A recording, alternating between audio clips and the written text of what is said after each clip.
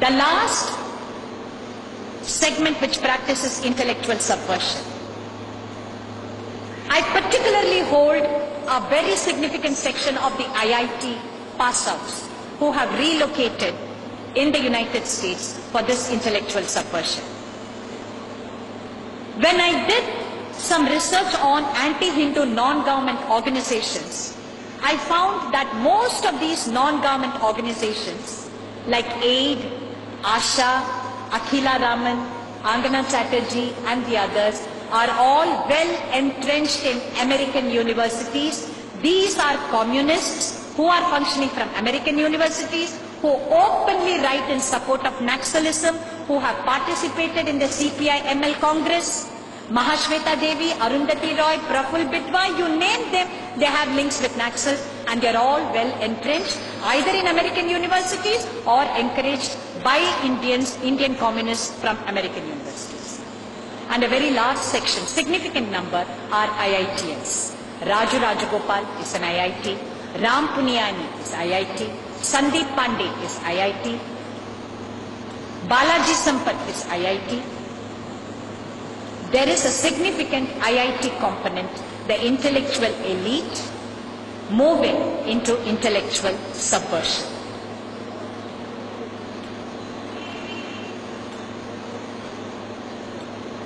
What is the remedy?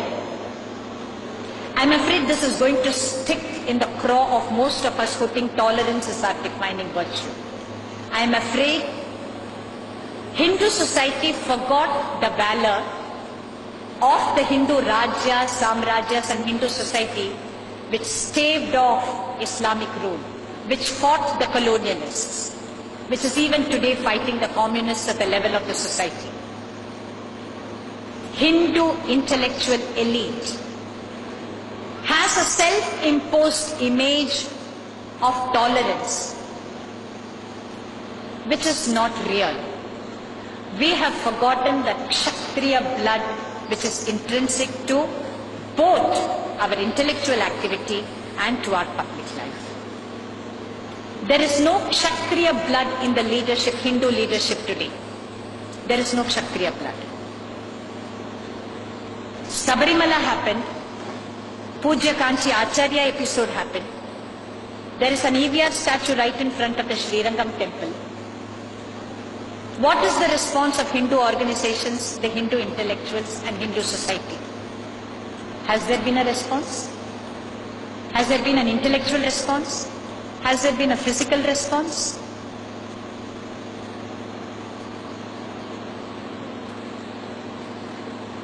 There are very, very highly respected voices from amongst the Hindu community which is actually saying we have no objection to the EVR statue anywhere in Srirangam, just not in front of the temple. We have forgotten the concept of temple town. The whole town is a temple.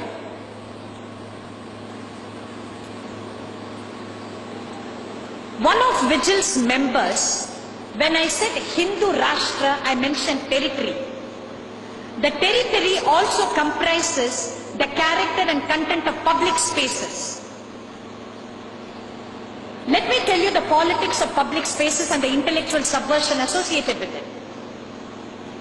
In 1900, the Pope came to India 2 days before Deepavali, I think in 1999, and he declared his intention of planting the cross in Asia in the 3rd millennium. The first victim of the church planting mission in Asia is South Korea. In 1900, South Korea was less than 1% Christian. In the 1970s, it was around 18.5% Christian. In 1990, it is 40% Christian. Just as what is happening to Kerala. I think in Kerala, according to somebody with whom I travelled by train, slightly over 50% is Hindus. The rest is all gone. Seoul city, from the heart of Seoul city to Seoul airport is a 20-kilometer stretch.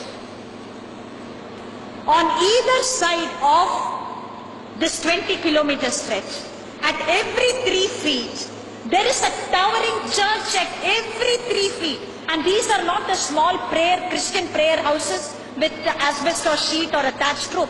These are towering churches in the heart of Seoul to the Seoul airport. Scores of churches completely disproportionate to the Christian population or the numbers of those who come to congregate in these churches. Then why are they standing there? Public spaces. The churches are standing there as a symbol of subjugation, as a symbol of dominance, as a symbol of money power, that I will occupy your public space. The presence of E.V. Ramasamy Naicker, I am 100% sure it is Christian money which has gone into the Dravida Kazhagam, which has instigated them to plant EVR statue in front of the Rajagopura. The land was allotted to them in 72. From 72 till this date, they did not dare to plant the statue there.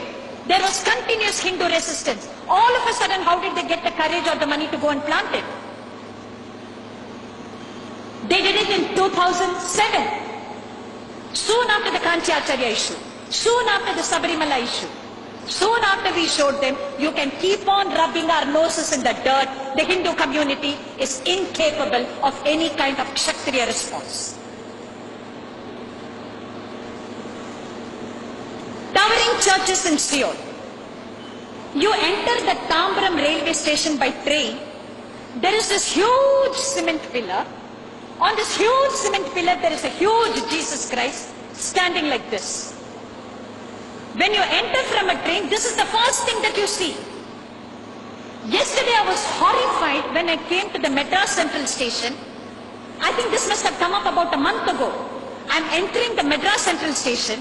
Right beneath the bridge, a huge cement pillar, a huge Jesus Christ outside the Central Station standing like this. Occupation of public spaces. This is a political intent. This is not a religious intent. I am dominating you. I am subjugating you. Do we have the sense to see this? I am told that the EVR statue in front of the Srirangam temple is not the only perversion. I believe on the Thiruvananthapuram beach there is a Devi temple. And right in front of the Devi temple, there is a 50-foot sculpture of a naked woman. Not far from the temple, there is also a church and a mosque. But this naked woman is standing not in front of the church or the mosque, but only in front of the temple. So when the communists speak of atheism, when the Dravidians speak of atheism, they don't speak of anti-Muslim God or anti-Christian God. It is only anti-Hindu. I disagree with Udayan Nambudiri ji when he talks about Islam. Islam is a threat which you see as a sword against which we still do not have weapons. Christianity is cancer. It invades your body with sweet words. It tells you, I am a part of you, and then eats you away. Communism, of course, is a blight on humanity. I cannot have partnership with any of the three. And all the three inside India have intellectual backing. If Arundhati Roy can write a book for Afzal Guru, if Nirmala Deshpande and Mahashweta Devi, they have all been awarded the Padma Vibhushan by the Congress government. They participate in a Naxalite Congress. If Christian conversion can be legitimized by India's academia, the subversion of Indian nation, the Hindu Rajya and the Hindu Rashtra is backed only by intellectual subversion. If they are terrorists, blame us. We are happy victims of terrorism. What stops us from becoming Kshatriyas? What stops us from writing good books? What stops us from producing monographs which will threaten them? What stops us from physically removing these Jesus Christ statues and the EVR statue? Ask yourself the question and you will understand why intellectual subversion has worked in this country. The victims of intellectual subversion, unfortunately, is the Hindu Rajya and the Hindu Rashtra, and only Hindus have themselves to blame. Namaskar.